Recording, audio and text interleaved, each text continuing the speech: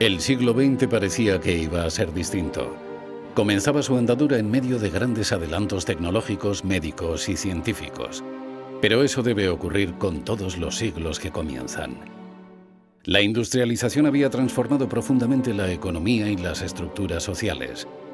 La población dejaba atrás las aldeas y las granjas y se instalaba en los grandes centros industriales. El siglo XX fue el tiempo de las pugnas entre grandes corrientes ideológicas, pugnas que en algunos momentos llegaron a su expresión más violenta.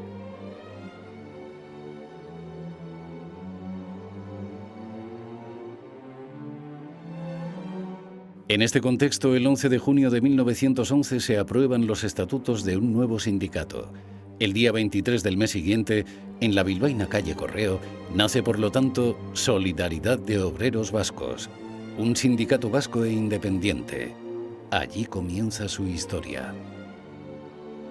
La acción de ELA llegó rápidamente a Navarra con una pequeña presencia de solidarios a partir de 1912, al menos en Iruña y Puente la Reina Gares. Navarra era un territorio agrario, lo que iba a ralentizar el despliegue de ELA, cuyo arranque se había centrado en el colectivo de obreros industriales. Un primer ejemplo lo encontramos en Zubiri, donde los aserraderos de Victoriano Echavarri acogieron un grupo de 40 afiliados a ELA que pusieron en marcha su propia caja de resistencia a finales de los años 20. Una peseta el sindicato, al medio. Pero después, por mediación del administrador o del patrón, se hizo una sociedad que pagamos otra peseta y, o sea, si éramos 30 o 40 afiliados, nosotros pagábamos una peseta y el patrón pagaba una peseta por cada obrero. Ajá. Y cobrábamos 4 pesetas si quedábamos enfermos. Sí, caí de baja, ¿no? Sin embargo, fue la proclamación de la República, 14 de abril de 1931, el hecho que iba a propiciar una veloz extensión de ELA por toda Navarra, con la creación de al menos 25 agrupaciones locales en menos de 5 años. Ya en octubre de 1931 se puso en marcha la agrupación de Iruña y la inscripción de nuevos afiliados, cuya actividad fue muy intensa. Entre los solidarios pamploneses más destacados de la época figuran, entre otros, Honorato Pla, Anastasia Aguerre, Felipe Oñatevia, Nicolás García Falsés y Bienvenido Silvetti. Pues tuvimos momentos importantes, sí, en su desarrollo de la vida obrera, sí. Pues mira, con tantos años ha habido suficiente para no quitarme todo lo que tenía. Especial relevancia cobraron la agrupación de Estella Lizarra con Fortunato Aguirre a la cabeza, Tafalla con Isidoro y Manuel Urroz, y Agoitz con Modesto Urbiola. Pero el despliegue solidario fue mucho más amplio. Olasti, Zubiri, Almandoz, Yesa, Bakaiku, Artajona, Imarcoin, Liedena, Irurita, Villaba Atarrabia, Echarri Aranaz, Leiza, Sangüesa, Irurzun e importantes enclaves riberos como Corella, Carcastillo, Sesma, Nazar y Marcilla, así como la presencia de afiliados activos en Murchante y Milagro, por ejemplo. Su actividad les hacía merecedores de esa denominación de solidarios. Pusieron en marcha cooperativas agrarias, economatos para obreros, mutuas de socorro por enfermedad, fondos de ayuda para desempleados, etcétera, etcétera. La creciente fuerza de ELA, denominada Solidaridad de Obreros Vascos hasta el Congreso de Gasteiz en abril de 1933, se basó en 2 líneas de actuación principales: la formación de los obreros, con cursillos por toda la geografía navarra, y los actos públicos para dar a conocer sus propuestas sindicales. Así, fue memorable el mitin del 7 de mayo de 1933, en el desaparecido frontón Euskaljai de Iruña, que registró un lleno espectacular para escuchar a Miguel Esparza, Julio Jáuregui y José Aristimuño Aitzol, que años después sería fusilado por los franquistas. Como no podía ser de otra manera, la acción sindical de ELA se fue agudizando al tiempo que cobraba más influencia entre los obreros. En este proceso estalló la huelga revolucionaria de octubre de 1934, en la que tomaron parte activamente los solidarios navarros, por un lado en Iruña, pero sobre todo en Tafalla, donde al menos media docena de militantes de ELA fueron encarcelados por llamar a la insurrección anticapitalista. Su estancia compartida en las celdas con otros sindicalistas ahondó en la unidad de acción de los trabajadores, y de ello dejaron constancia por escrito con un documento aparecido tras demoler un muro de la cárcel de Tafalla varias décadas después. Movimiento Revolucionario Octubre 1934. El día 6 ingresaron en esta celda los siguientes trabajadores de Tafalla, que como recuerdo a su estancia reformaron la celda dando comunicación a los dos departamentos. En esta ocasión resultó la cárcel insuficiente para alojar a los detenidos del distrito. Firman Isidoro Urroz, Manuel Urroz, Eugenio Arregui, Félix Yoldi, Martín Ojer, Manuel Belso, Antonio López, Pedro Bermúdez, Gil Bastán, Manuel Lorea y Teodoro Bidondo Huarte. Pese a la represión, se sucedieron numerosas huelgas con activa participación de solidarios navarros, como en el histórico paro general del 15 de abril de 1936 en Iruña, convocado por ELA en apoyo de los obreros desempleados, así como en otros conflictos de Sangüesa, Villava y Lizarra.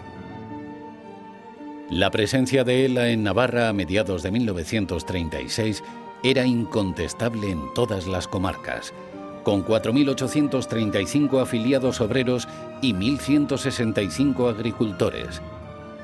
Bienvenido Silvetti era uno de los dos representantes de los trabajadores navarros en el Consejo Foral Administrativo, y el sindicato decidió celebrar su tercer Congreso Confederal tras los de Eibar y Gasteiz en Iruña, reservando para ello la fecha del 24 de julio de 1936. Todo anunciaba una progresión imparable del sindicalismo abertzale de clase, pero la sublevación fascista, apenas una semana antes del previsto Congreso de ELA, dio al traste con todo y abrió una época de represión, asesinatos, guerra civil y dictadura. Joder, me liberó yo por 2 veces. Pues estalló la guerra y claro, los carlistas estaban organizados, se ve que estaban organizados. De julio, pues oímos barullo en la placita esa, de la fuente, y nos asomamos y vimos que estaba todo lleno de hombres con boinas rojas, y pues enseguida nos extrañó. Y a la tarde ya subieron 2 requetes, con la boina colorada, custodiándola. Porque por allí había muchos carabineros, en Silvete tenías un grupo, y en Eubioto toda la frontera estaba llena de carabineros. Y esos más bien eran republicanos. Y a los 2 o 3 días ya algún día se vino aquí, pero casi la mayoría se escaparon. Y entonces lo primero que se le ocurrió es decirme: oye, José Luis, me vas a hacer un gran favor. Vas a ir a la calle Mayor, a las oficinas de ELA, y vas a coger en una caja, hay un fichero, vas a traerlo. Mi madre me dio un zacuto de aquellos blancos que se llevaban los chavales para llevar el pan, y me fui.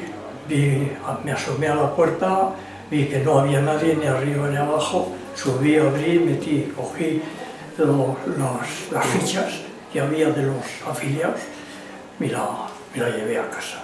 En mi casa pues se los di a mi padre, y mi padre creo que los quemó. Numerosos solidarios fueron asesinados por falangistas y carlistas, como fue el caso de Fortunato Aguirre y Luis Adrián, de Lizarra, o Pedro Gorostidi, de Ituren. Otros, como el pamplonés Juan Pérez Marturell, se quitaron la vida ante la perspectiva de ser torturados. Otros muchos lograron salvarse, bien escondiéndose o bien siendo alistados a la fuerza. El propio Manu Robles Aránguiz, presidente de ELA, se encontraba en Iruña preparando el Congreso, pero logró huir a tiempo a Bilbao, Los franquistas destrozaron casi todos los locales de ELA en Nafarroa. El sindicato quedó prohibido y sus militantes atemorizados o cruelmente represaliados. Pese a la durísima represión, solidarios navarros como Felipe Oñatevia, Félix Ezcurdia o Modesto Urbiola participaron durante la Guerra Civil en la conocida como Red Álava, una organización clandestina que pasó por la muga entre Baztán e Iparralde a centenares de perseguidos por el régimen franquista. Detenidos y encarcelados en enero de 1941, fueron condenados a muerte, pero se les conmutó por una pena de prisión de 25 años. Todos salieron años antes de cumplirse, menos Luis Álava, que sí fue ejecutado.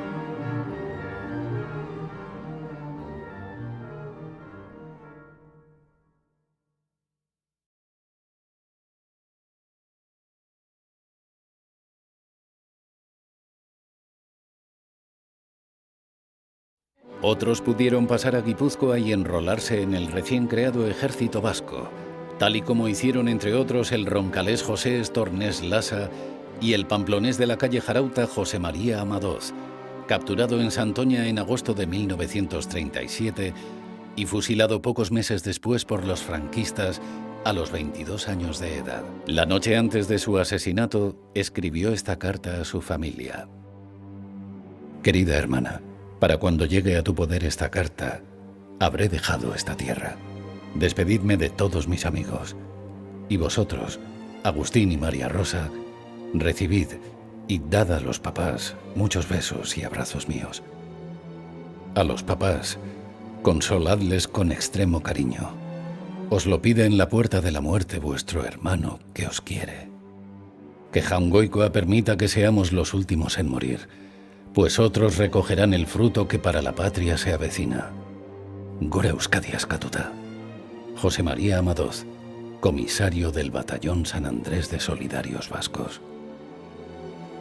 Con la victoria franquista, no acabó la lucha de algunos militantes navarros de ELA. Por ejemplo, el baztanés Alejandro Elizalde se integró en la Red Comet junto a la resistencia franco-belga y contribuyó a salvar 798 fugitivos de los nazis, en su mayoría pilotos británicos. Fue apresado por la Gestapo y confinado en varios campos de concentración como el de Mauthausen, donde lo liberaron los norteamericanos en mayo de 1945. No sobreviviría al cautiverio y dejó 7 hijos al morir en 1946 en su residencia de Iparralde. Con la actitud heroica de estos solidarios, se cerró la primera época de ELA en Navarra, oscurecida por la larga noche dictatorial que iba a durar casi 40 años.